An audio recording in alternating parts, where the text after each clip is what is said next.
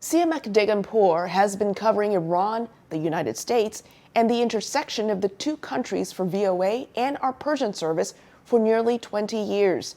I asked him to dissect the protests we've been seeing and compare them to see the demonstrations we've seen in Iran previously. You know that the cycles of protests are getting shorter every year in Iran. We had, after 2009, so-called Green Movement protests.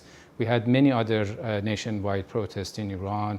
One was 2019, November 2019, and many others that were brutally cracked down by the security apparatus of the government. Hundreds of people got shot and killed.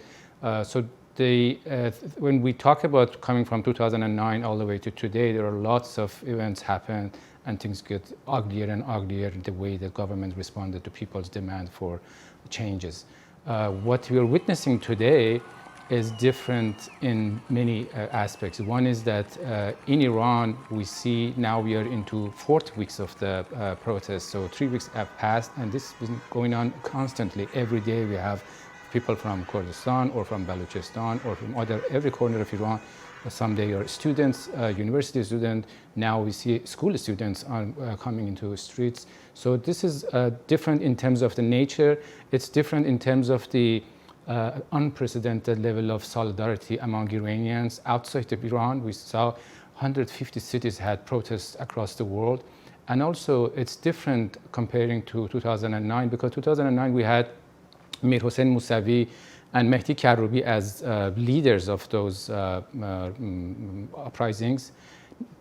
What we're witnessing today has no specific leaders, and that's probably make it harder for the government to put an end to it, because they've been arresting everybody, but they don't know how to stop it. It's very interesting that when we look back at 1979 revolution, shortly after the revolution, we saw women coming to the street protesting the compulsory hijab. So the resentment and the dissatisfaction of the women in Iran about the restriction being put onto them, goes back to decades, so it's nothing new.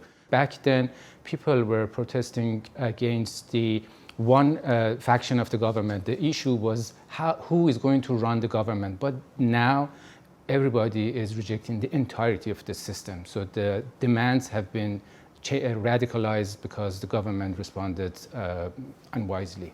Are people more hopeful? Do they expect something to come out of this? Do these most current protests pose a real political threat to Iran's internal structure?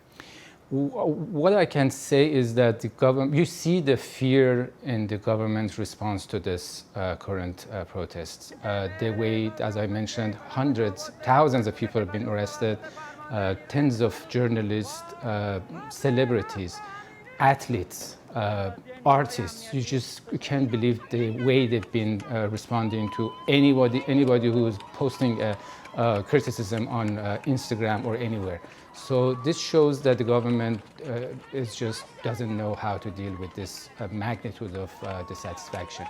But the other way of understanding how the government is reacting is just listen to what the Supreme Leader, after 2 weeks of silence, said. He blamed everybody but the government. He put the blame on the youth, on the athletes, on anybody, on elite, and obviously on the US and Israel. That's what they usually do.